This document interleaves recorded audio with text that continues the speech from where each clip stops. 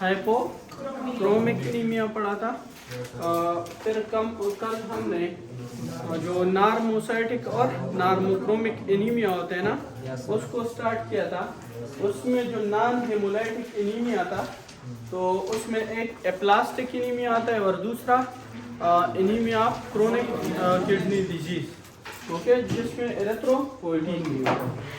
आज हमने पढ़ना है कि हीमोलाइसिस की वजह से, सही है, दो नार्मोसाइटिक नार्मोक्रोमिक का हमारे साथ दो पॉसिबिलिटीज के, या तो बोन मेरो आरबीसी को प्रोड्यूस नहीं कर रहा, या अगर हमारे साथ आरबीसी प्रोड्यूस होता है normally from the bone marrow, but उसकी डिस्ट्रक्शन ज़्यादा होती है, उसकी ब्रेकडाउन ज़्यादा हो जाती है। तो आज हमने उसको स्टार्ट करना है हीमोलाइटिक काजेज में।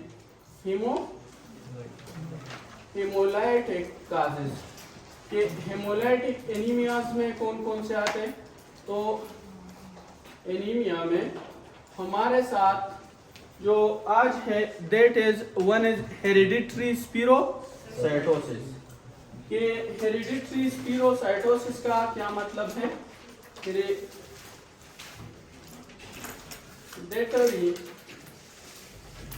स्पीरोसाइटोसिस,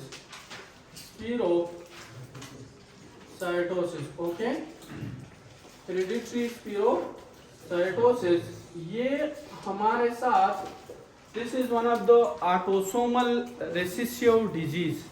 ऑटोसोमल रिसेसिव डिजीज, ये हमारे साथ ऑटोसोमल डिजीज है, सोमल और autosomal recessive disease.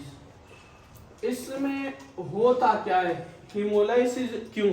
Just simple, अगर हीमोलाइसिस है तो ऑफकोर्स उससे एनीमिया काज होगा, आरबीसी की काउंट, लेकिन हमें ये जानना है कि इसमें हीमोलाइसिस होता क्यों है, रीजन क्या है। तो फॉर एग्जांपल ये हमारे साथ आरबीसी है, ये हमारे साथ क्या है? आरबीसी, सही है। अगर हम इसके इस सेल मेम्ब्रेन के स्ट्रक्चर को उठाए और इसके अंदर देखे, सही है, कि इस सेल मेम्ब्रेन की स्टेबिलिटी को किसने क्रिएट किया हुआ है, तो हमें यहाँ पे कुछ प्रोटीन है वो देखने को मिलेंगे। से उन प्रोटीन में से एक हमारे साथ है क्या? एक्टिन एंड सेकंड है स्पेक्ट्रन, और दूसरा ग्रुप जो प्रोटीन का है ना, सेकंड ग्रुप जो हमारे साथ है, वो हमारे साथ एक है एन कायरिन, एक हमारे साथ है बेंड 3 प्रोटीन, और एक है 4.2 प्रोटीन। ये प्रोटीन्स के नाम है। प्रोटीन, ये प्रोटीन नहीं है, इसने ये सेल मेम्ब्रेन, ये जो एक्ट्रिन और स्पेक्ट्रन है, सही है, ये हमारे साथ क्या होता है? इसी तरह, सही है। फॉर एग्जाम्पल ये एक इसी तरह प्रोटीन है, दिस वन इज स्पेक्ट्रन, ये हमारे साथ क्या है? स्पेक्ट्रन। और ये जो स्पेक्ट्रन प्रोटीन होते हैं ना, ये एक दूसरे के साथ इस तरह अटैच हो जाते हैं, अटैच थ्रू एक्टिन, ये एक्टिन के थ्रू एक्टिन। और हमारे साथ ये जो एनकारिन बेंड 3 और प्रोटीन, ये यहाँ पे इसी तरह अटैच हो जाते हैं,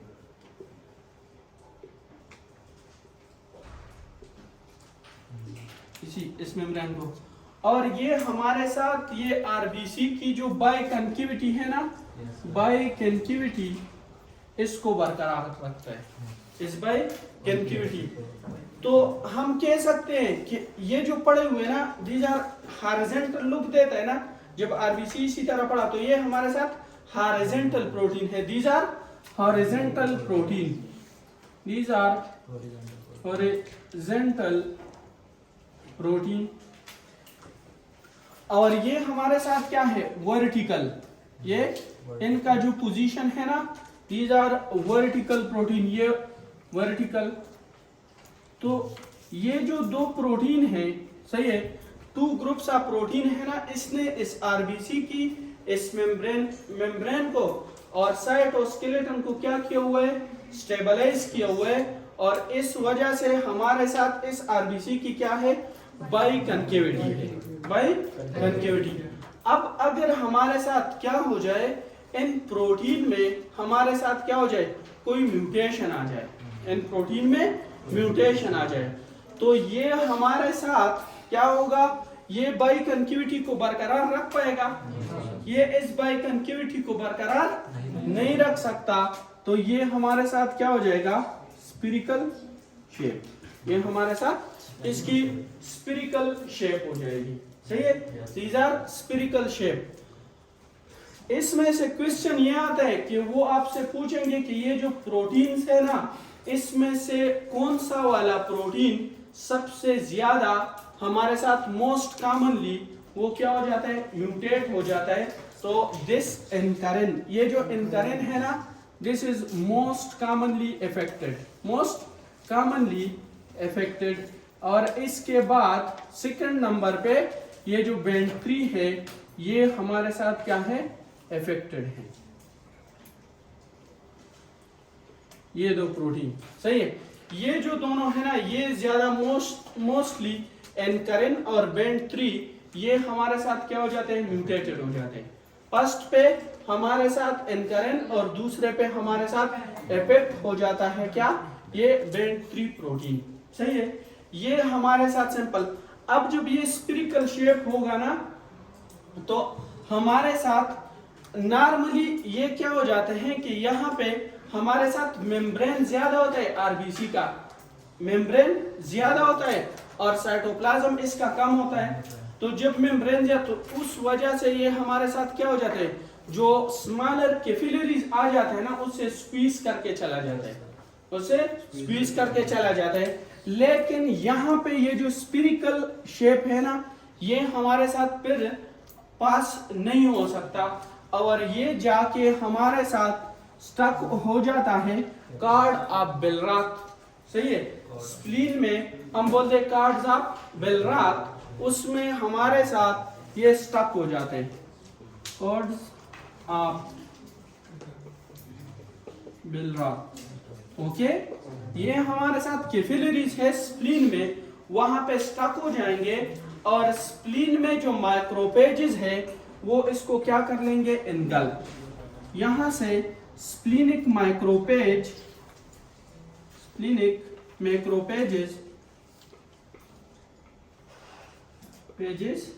इनगल्फ,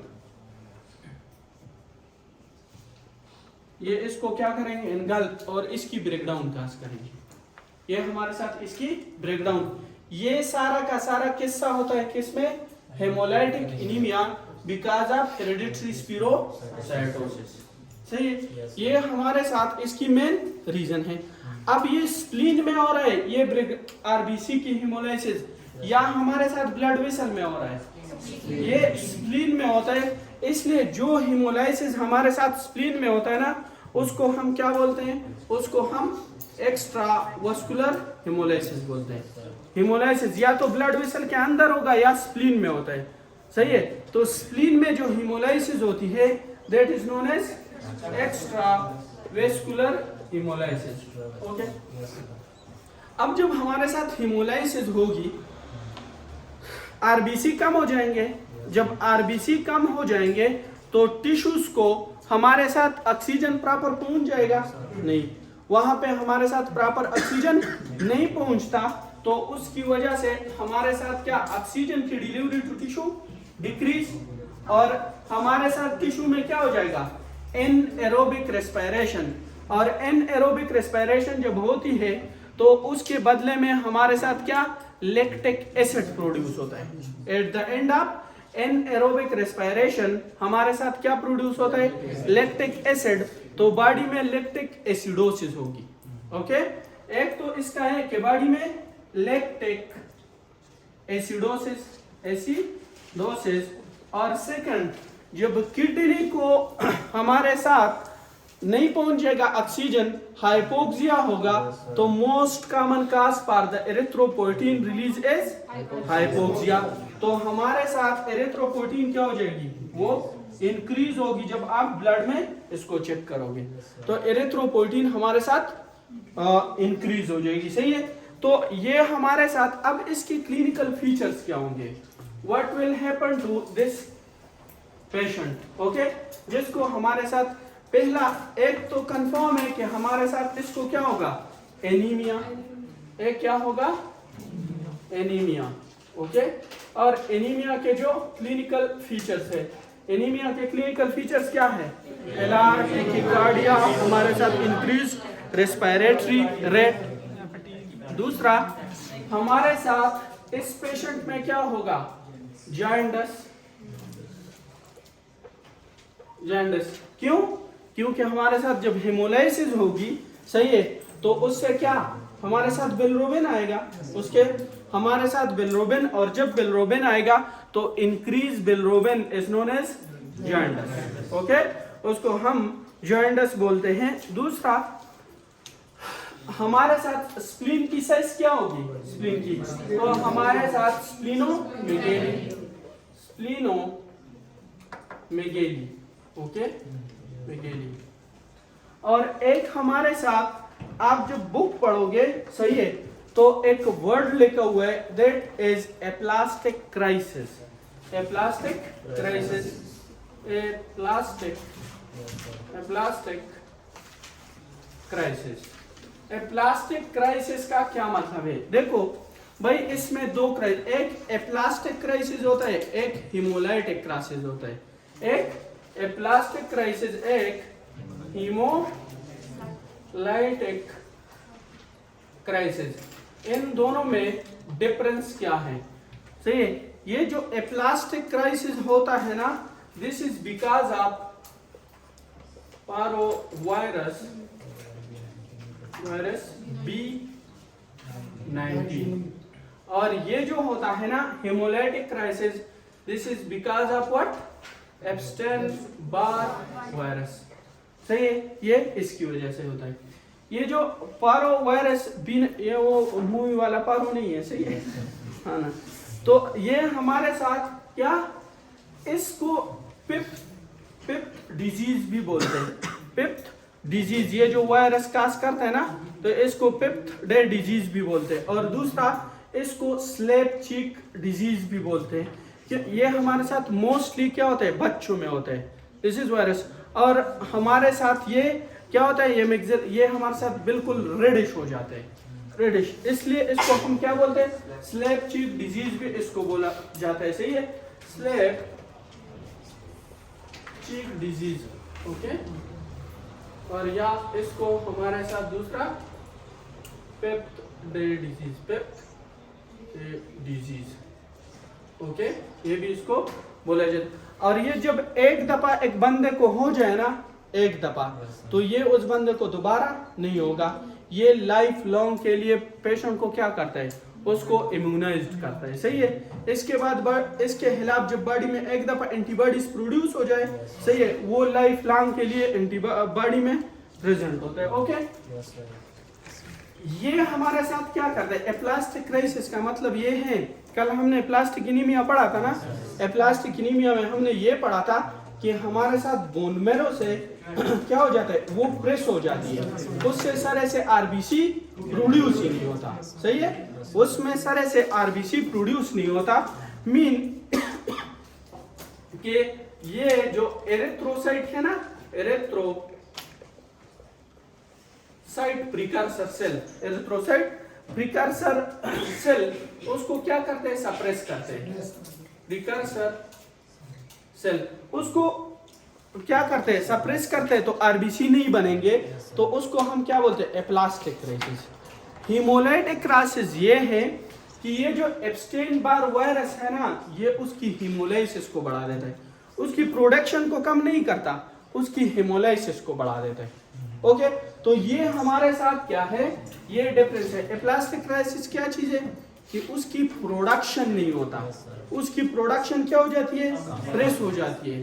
हेमोलाइटिक क्राइसिस क्या होती है कि हेमोलाइटिक क्राइसिस में प्रोडक्शन नॉर्मल होता है, लेकिन उसकी क्या हो जाती है, हेमोलाइसिस ज्यादा, प्रोडक्शन से हेमोलाइसिस क्या हो जाती है, ज्यादा हो जाती है। एप्लास्टिक क्राइसिस कौन काज करेगा, वो हमारे साथ और वायरस B19, और हेमोलाइटिक क्राइसिस कौन काज करेगा, that is Epstein Barr virus. Okay, इसको इन्फेक्शियस मोनोन्यूक्लियोसिस भी बोलते हैं। कल भी मैंने आप लोगों को बोला था कि अपर रेस्पिरेटरी ट्रैक्ट इन्फेक्शन हो प्लस हेमोलाइसिस हो, the diagnosis Epstein Barr virus. Lower respiratory tract infection हो plus haemolysis, diagnosis mycoplasma, that is bacteria.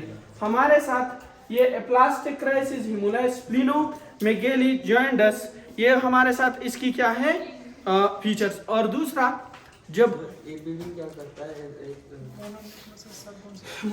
ABV को हम दूसरा नाम इन्फेक्शियस मोनोन्यूक्लियोसिस, इसको किसिंग डिजीज भी बोलते हैं। कल हमने किए, हमारे साथ सलाइवा में होता है, सही है। तो इस वजह से इसको हम इन्फेक्शियस मोनो, अभी आप लोग के पेपर में आई थिंक सो आया भी था, सही है, उसने नाम लिखे थे डिफरेंट। तो ये करता क्या है, आरबीसी के साथ होता है, आरबीसी के है ना एंटीबॉडीज, तो उसके क्या करते हैं, हेमोलाइसिस का करते हैं, सही है, आरबीसी की मेम्ब्रेन की हेमोलाइसिस। दूसरा, इसमें हमारे जब हेमोलाइसिस होगी तो बिलिरुबिन ज्यादा प्रोड्यूस होगा ना, तो हमारे साथ बिलिरुबिन कहाँ पे जाता है, लिवर में और गॉल ब्लैडर में, तो वहां पे जाके उसकी क्या हो जाएगी, मिकदार बढ़ जाएगी और वहां पे स्टोन बन जाते हैं, सही है। उसको हम बोलते हैं कि इस पेशेंट में क्या होगा, गॉल स्टोन। ये इसकी हमारे साथ क्या है फीचर्स है, गॉल स्टोन बन जाते हैं, सही है। तो ये हमारे साथ हेरिडिटरी स्पिरोसाइटोसिस के क्या हो गए क्लिनिकल फीचर्स। अब हमने इसमें इन्वेस्टिगेट क्या करना है, कौन कौन से इन्वेस्टिगेशन करेंगे, इसमें कोई क्वेश्चन है? हाँ, इसमें हमने क्या क्या इन्वेस्टिगेशन करना है। तो सबसे पहले अगर पेशेंट आ जाए बोल रहा है कि वीकनेस हो रही है, फटीग हो रही है, टिकिकार्डिया है, इंक्रीज रेस्पिरेटरी रेट है, से तो आप सबसे पहले क्या करते हो इन्वेस्टिगेशन में सबसे पहले आपने सीबीसी करना है, सीबीसी करना है, सही है।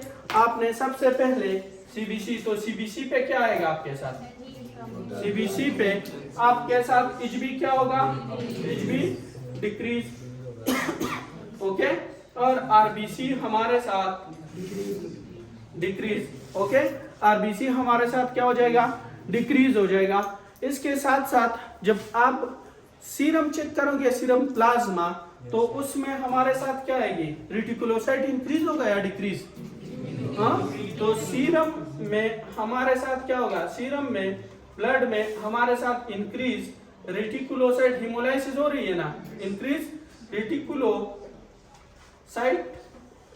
ओके, हमारे साथ और क्या इंक्रीज होगा, LDH लैक्टेट डिहाइड्रोजिनेज, वो हमारे साथ इंक्रीज होगा। और अनकंजुगेटेड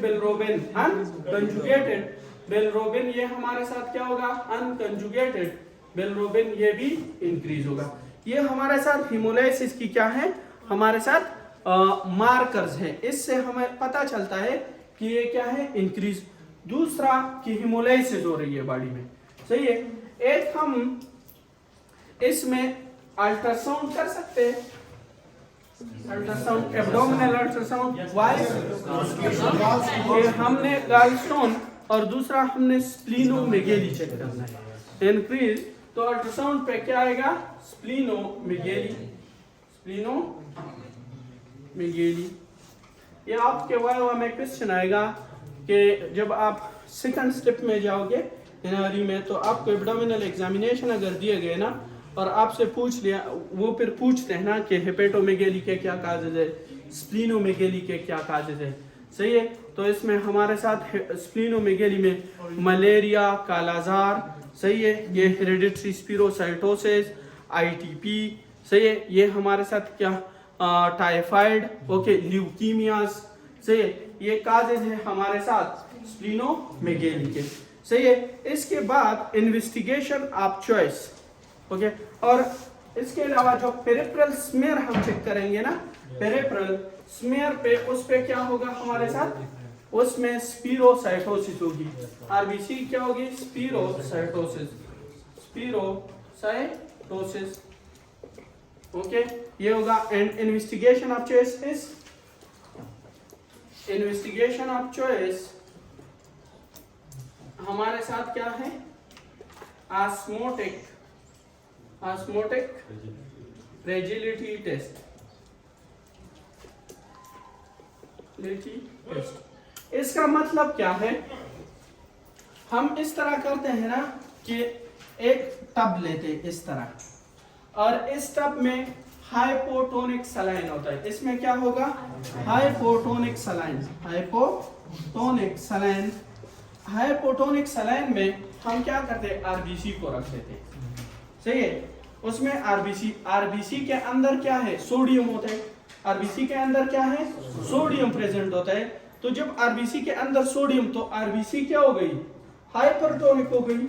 और ऑस्मोसिस का क्या डिफिनीशन क्या करते हैं कि solvent through semi permeable membrane movement करेगा किसकी तरफ, फ्रॉम हाइपो टू सॉरी हाँ, from hypotonic solution to hyper. Okay, वहां पे वाटर किस तरफ फ्लो करता है, टुवर्ड द सोडियम। और आरबीसी के अंदर क्या है, सोडियम है, और इसका मेम्ब्रेन क्या है, डिफेक्टिव है। जब ये वाटर जाएगा तो आरबीसी हमारे साथ क्या होगी, स्विल अप होगी, और एट द एंड वो क्या हो जाएगी, रप्चर हो जाएगी। This is what, this is positive osmotic fragile test, सही है। ये हम अब इसको ट्रीट कैसे करेंगे, ट्रीटमेंट के लिए हम क्या करते हैं कि हम स्प्लीनिक्टोमी करते हैं। क्या करते हैं, स्प्लीनिक्टोमी। ट्रीटमेंट में हम स्प्लीनिक्टोमी का, स्प्लीन को क्या करेंगे, स्प्लीनिक्टोमी। स्प्लीनिक्टोमी में या स्प्लीनिक्टोमी, अब जब स्प्लीनिक्टोमी करते हो ना, पेशेंट से स्प्लीन रिमूव करते हो, स्प्लीन रिमूव करना इजी बात है, सही है। लेकिन स्प्लीनिक्टोमी के बाद उसका मैनेजमेंट करना वो बहुत मुश्किल है, सही है। द रीजन इज दैट कि हमारे साथ क्या है, कुछ बैक्टीरियाज हैं, उसको हम बोलते हैं कैप्सुलेटेड बैक्टीरियाज। उसको हम क्या बोलते हैं, कैप्सुलेटेड बैक्टीरिया। कैप्सुलेटेड बैक्टीरियाज में एक हमारे साथ आता है मेनिनगोकोकाई, मेनिनगोकोकाई, एक आता है न्यूमोकोकाई, एक क्लिप्सिला, और एक हमारे साथ हेमोफिलस इन्फ्लुएंजा। ये चारों के चारों हमारे साथ ग्राम नेगेटिव बैक्टीरिया है। ओके, ये जो दोनों हैं ये हमारे साथ कोकाई है, सही है। और ये जो क्लिप्सिला और हेमोफिलस इन्फ्लुएंजा है, these are rod shape. Okay, these are rod shape. ये बैक्टीरिया नहीं है, ये जब भी बॉडी में आते हैं, तो ये हमारे साथ स्प्लीन के थ्रू, स्प्लीन इसके खिलाफ इम्यूनिटी शो करते हैं। मीन कि स्प्लीनिक माइक्रोफेज क्या करेंगे, इन बैक्टीरियाज को क्या करेंगे, इनगल्प करके बॉडी से खत्म कर देते हैं, सही है। इनगल्प करके बॉडी से खत्म करेंगे। अब हमने क्या किया, हमने इस बंदे का स्प्लीन को क्या किया, रिमूव किया, तो बॉडी में इसके खिलाफ इम्यूनिटी रह जाती है या नहीं, इसके खिलाफ इम्यूनिटी खत्म हो गई।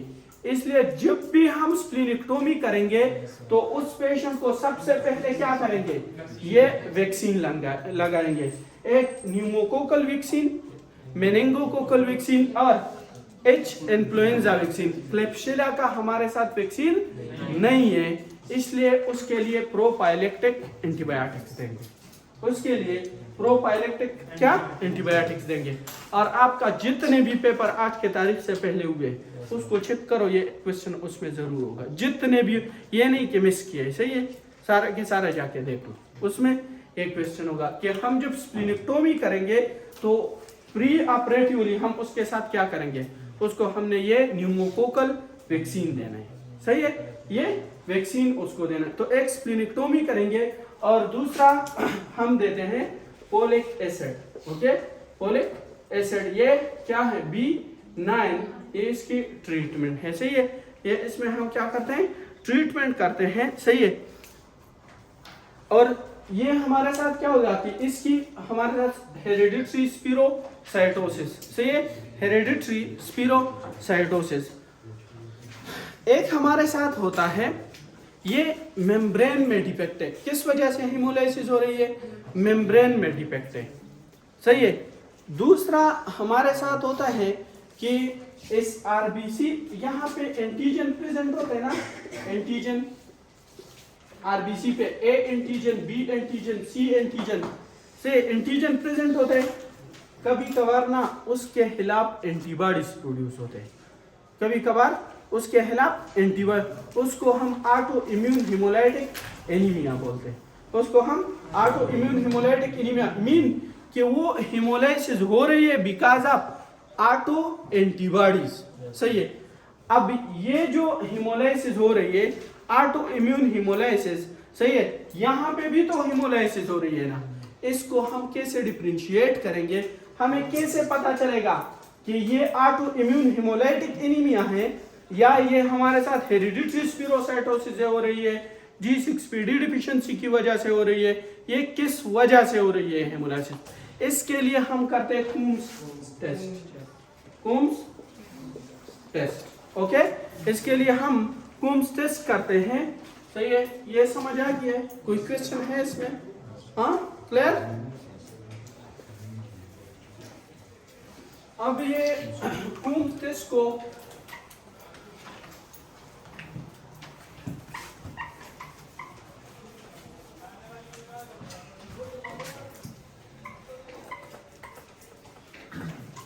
कल तो संडे है ना,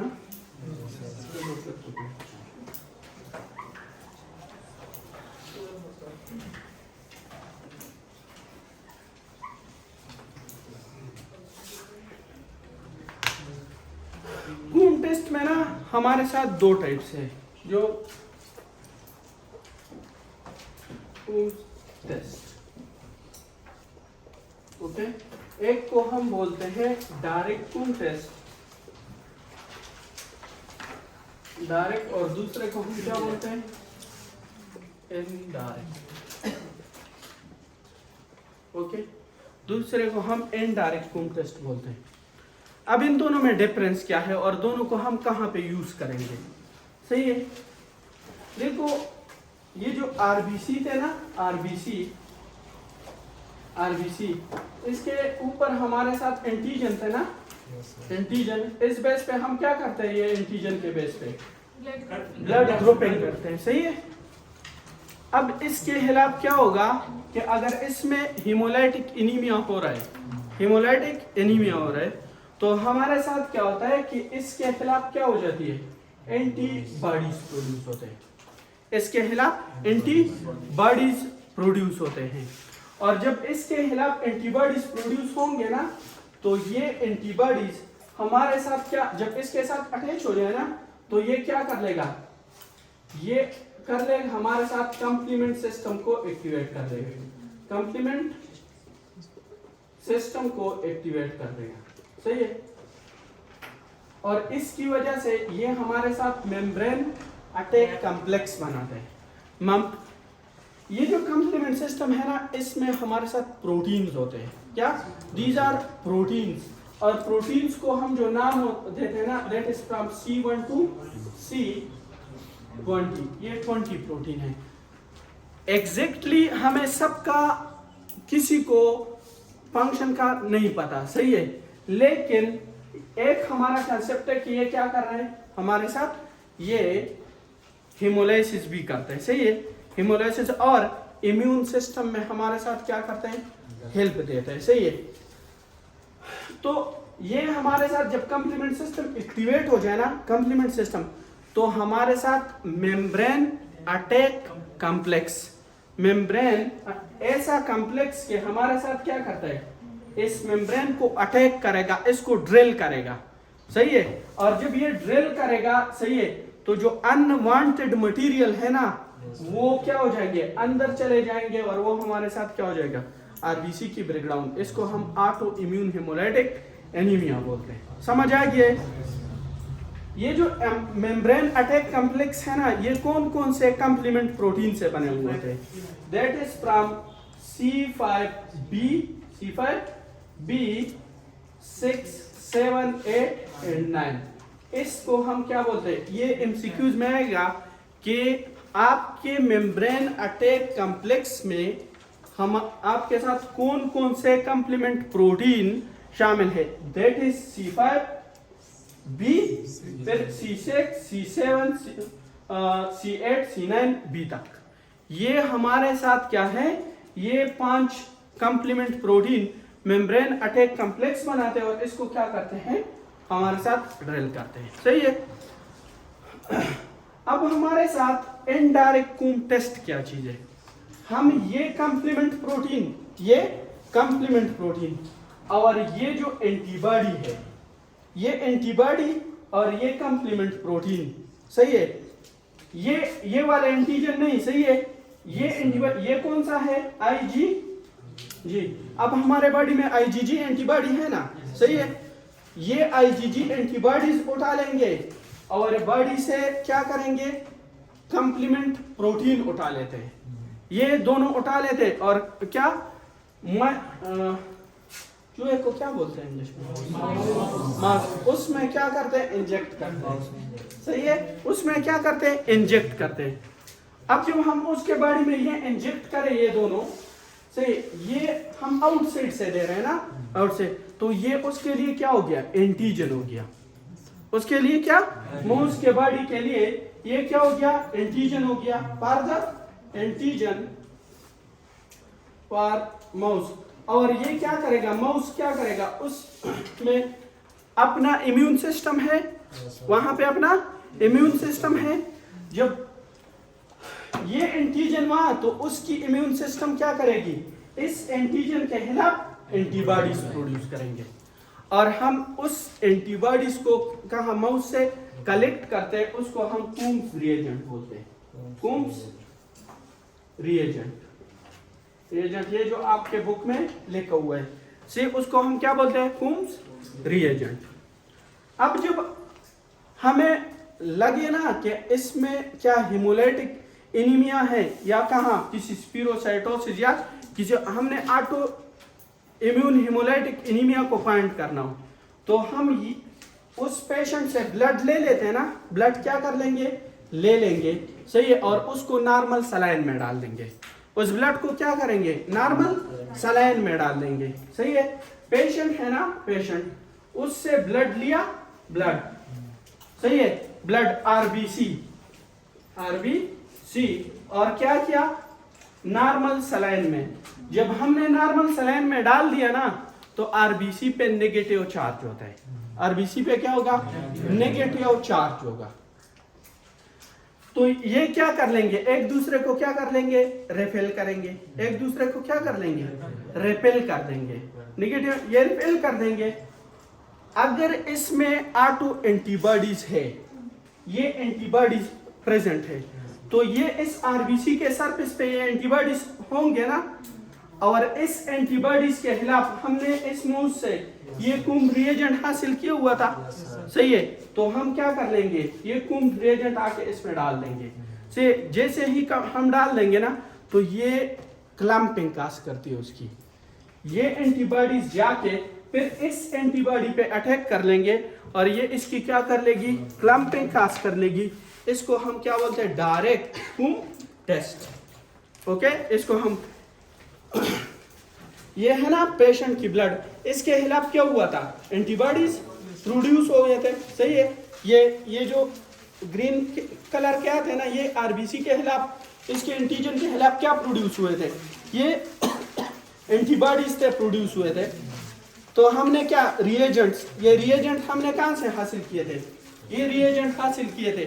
एक्चुअली ये रिएजेंट इसके खिलाफ क्या है, एंटीबॉडीज है, सही है। जब ये रिएजेंट हमने डाल दिए ना, तो इधर क्या, इस एंटीबॉडीज पे अटैक किया उसने और इसकी क्या की, क्लम्पिंग हासिल की, सही है। इसको हम क्या बोलते हैं कि this is direct Coombs test, direct Coombs test. और डायरेक्ट कूम टेस्ट हम क्या करते हैं, किसके लिए यूज करते हैं, for the autoimmune hemolytic anaemia.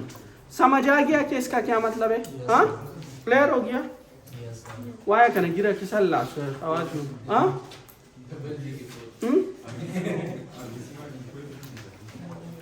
भाई ये आरबीसी है ना, ये आरबीसी है, सही है। इसके सूझ पर दान रूबा से सही है, ये आरबीसी है ना, आरबीसी सही है। ये आरबीसी के खिलाफ एंटीजन है और हमारे साथ कुछ डिजीज है जिसमें हमारे साथ इसके खिलाफ क्या होती है, इस एंटीजन के खिलाफ एंटीबॉडीज प्रोड्यूस होते हैं, राइट। और जब ये एंटीबॉडीज प्रोड्यूस होंगे तो ये हमारे साथ कंप्लीमेंट सिस्टम को एक्टिवेट करेगा।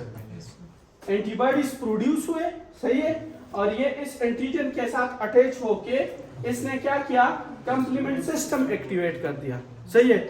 और जब कंप्लीमेंट सिस्टम एक्टिवेट हो जाए तो वो मेम्ब्रेन अटैक कॉम्प्लेक्स बना देगा और इसकी क्या करेंगे, हिमोलाइसिस, क्लियर। अब हमें ने इसको कि ये ऑटो इम्यून हिमोलाइटिक एनीमिया है या नहीं है, सही है। एक बंदे में हिमोलाइसिस हो रही है, हमने फाइंड करना है कि ये किसी और डिजीज की लाइक हेरेडिटरी स्पिरोसाइटोसिस की वजह से हो रहा है, G6PD डिफिशिएंसी की वजह से हो रहा है, हमारे साथ सिकल सेल डिजीज की वजह से हो रहा है, या ऑटो एंटीबॉडीज प्रोडक्शन की वजह से हो रहा है, सही है। हमने ये फाइंड, तो उसके लिए डायरेक्ट कूम टेस्ट करते हैं। डायरेक्ट कूम टेस्ट के लिए हम क्या करेंगे, ये एंटीबॉडीज और कंप्लीमेंट्स हम नॉर्मली किसी से क्या कर लेंगे, उस वो पेशेंट है ना उसमें हिमोलाइसिस, तो उसकी आईजीजी एंटीबॉडीज को, सही है, और कंप्लीमेंट प्रोटीन को क्या कर लेंगे, निकाल के उसको क्या करेंगे, एक माउस में इंजेक्ट करेंगे। अब ये जो हम इंजेक्ट कर रहे हैं माउस में, ये उसके लिए जो भी चीज बॉडी में बाहर से अंदर लाइक माइक्रोब्स, बैक्टीरिया से, ये क्या है, ये एंटीजन है ना, जो भी ये जो बॉडी में गया ना माउस के, तो वो क्या है, वो उसके लिए एंटीजन है, दैट इज एंटीजन। अब ये एंटीजन जब उसके हुए तो उसने क्या किया, उसके खिलाफ एंटीबॉडीज प्रोड्यूस किए, उसके खिलाफ एंटीबॉडीज, और उस एंटीबॉडीज को हम कुम रिएजेंट, उसको हम कुम रिएजेंट। अब हमें शक है कि इस बंदे को क्या ऑटो इम्यून हिमोलाइटिक एनीमिया, तो हमने इसकी क्या आरबीसी लेके से नॉर्मल सलाइन में डाल दिए, नॉर्मल। अब आरबीसी पे क्या है, आरबीसी पे नेगेटिव चार्ज है, वो एक दूसरे को क्या कर लेंगे, रिपेल कर देंगे, रिपेल करेंगे। अगर ऑटो इम्यून हिमोलाइटिक डिजीज इसको है तो इस एंटीजन के ऊपर ये एंटीबॉडीज होगी ना, ये एंटीबॉडी होगी, सब पे होगी, क्यों, कुछ उसके चाचा के बेटे, हाँ, तो उस पे एंटीबॉडीज होंगी ना, सही है। जब उस पे एंटीबॉडीज होगी, सही है, ये जाके ये जो कुम रिएजेंट है, ये तो एक्चुअली इसके है ना, इसके खिलाफ एंटीबॉडीज है, तो ये जब जाएंगे तो इस एंटीबॉडी को, इसने तो अटैक किया है ना आरबीसी पे, लेकिन ये एंटीबॉडी जाके इस एंटीबॉडी को अटैक कर लेगा और इस वजह से आरबीसी की क्लम्पिंग काज हो जाएगी, इसकी वजह से आरबीसी, अभी समझ आ गया, इसकी वजह से clumping. This is direct Coombs test, और ये हम किस लिए करते हैं, ऑटो इम्यून हिमोलाइटिक एनीमिया के लिए करते हैं, सही है। दूसरा है indirect Coombs test. Indirect Coombs test का ये मतलब है कि मदर है, सही है, वो RH पॉजिटिव है, वो RH क्या है, पॉजिटिव है, और हमारे साथ क्या है, बेबी है, सही, सॉरी, एक मदर है वो RH नेगेटिव है, सही है, और बेबी है वो क्या हो गया, RH पॉजिटिव, RH पॉजिटिव। अब जब फर्स्ट डिलीवरी होगी तो उस टाइम हमारे साथ बेबी के ब्लड से क्या हो जाएगा, मदर के ब्लड में कुछ आरबीसी चले जाते हैं, वो बेबी वाला आरबीसी मदर के लिए क्या है, एंटीजन है या नहीं है, थ्रू प्लेसेंटा। जब वो एंटीजन जाएगा मदर के ब्लड में तो मदर का वो क्या कर लेंगे, वो एंटीबॉडीज प्रोड्यूस करेंगे, सही है, किसके खिलाफ, उस आरबीसी के खिलाफ, उस RH एंटीजन के खिलाफ। ये एंटीबॉडीज उसके बॉडी में होंगे, सही है। देखो बेबी है ना, बेबी, अब दिस इज RH पॉजिटिव, सही है, और मदर क्या है, मदर RH नेगेटिव है, सही है। अब यहां से क्या हो गया, कुछ RH पॉजिटिव आरबीसी उसके बॉडी में गए, सही है, तो इसने इस RH के खिलाफ एंटीबॉडीज प्रोड्यूस करेंगे और इस RH एंटीबॉडीज को हम NTD एंटीबॉडीज भी बोलते हैं, NTD एंटीबॉडीज। ये इसके ब्लड में मिक्स प्रेजेंट होंगे ना, ये इसके ब्लड में प्रेजेंट होंगे। अब हम क्या करते हैं, इसका ब्लड उठा के ना, इसका ब्लड उठा के क्या करेंगे, एक ऐसे पेशेंट के ब्लड के साथ मिला लेंगे जिसका ब्लड भी RH पॉजिटिव हो, जिसका ब्लड भी क्या हो, RH पॉजिटिव हो। फॉर एग्जांपल दूसरा ये RH पॉजिटिव ग्रुप है, RH पॉजिटिव ग्रुप है, सही है। अब जब हम ये ब्लड इसके साथ मिक्स करेंगे तो ये NTD एंटीबॉडीज इस एंटीजन पे अटैक करेगा या नहीं करेगा, करेगा, क्योंकि ये एंटीबॉडीज तो इसके खिलाफ बनेंगे ना, सही है। ये इसके खिलाफ एंटीबॉडीज है, ये एंटीबॉडीज ने इस पे क्या किया, अटैक किया, और आपने ये कूम्स रिएजेंट आके इस पे डाल दिया, सही है। तो यहाँ पे आरबीसी क्या कर लेगी, क्लम्पिंग खास करेगी या नहीं, ये भी हमारे साथ क्या करेगी, क्लम्पिंग। इसका क्या रीजन, ये हम क्यों करते हैं, ये हम कि बेबी में क्या हो, मदर एक बेबी क्या हो गया, आ गया, वो RH पॉजिटिव है, वो RH पॉजिटिव हो, तो हमने नेक्स्ट के लिए देखना है कि मदर के ब्लड में क्या है, हमारे साथ उसके खिलाफ वो एंटीबॉडीज तो प्रेजेंट नहीं है, RH ग्रुप के खिलाफ। इसका समझ आ गया, हाँ। ये वो वाला हमने ऑटो इम्यून हेमोलिटिक एनीमिया के लिए करना है, और ये किसके लिए करना है, ये हमने प्रोग्नोसिस के लिए करना है कि जब सेकंड बेबी आएगा इस मदर का, सही है, और वो RH पॉजिटिव होगा तो उस RH पॉजिटिव के खिलाफ मदर के ब्लड में NTD एंटीबॉडीज प्रेजेंट है या नहीं, सही है। तो ये उसके लिए प्रोग्नोसिस के लिए कर रहे हैं, समझ आ गया, कोई क्वेश्चन तो नहीं है इसमें। ये ड्यूरिंग प्रेगनेंसी करेंगे, 3rd वीक से पहले भाई प्रेगनेंसी के दौरान ये होगा, ड्यूरिंग लेबर डिलीवरी, तो वहाँ पे तो एंटीबॉडी ये तो तब बनेगा जब डिलीवरी होगी और वहाँ से कुछ ब्लड जाके मदर के सेकंड बेबी के टाइम पे वहाँ पे चेक करेंगे, बिफोर सेकंड प्रेगनेंसी, सही है, बिफोर सेकंड प्रेगनेंसी करेंगे, सही है। समझ आ गया इसका, हाँ।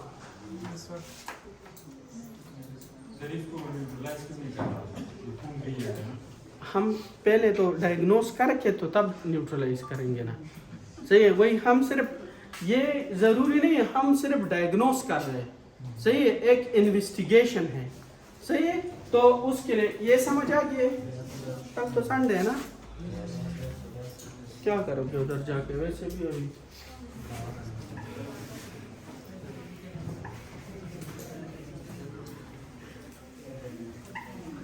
पढ़ना है या बस सही है। ओए बात सुनो, ओके, फिर एक बात याद आ गई, देखो मैं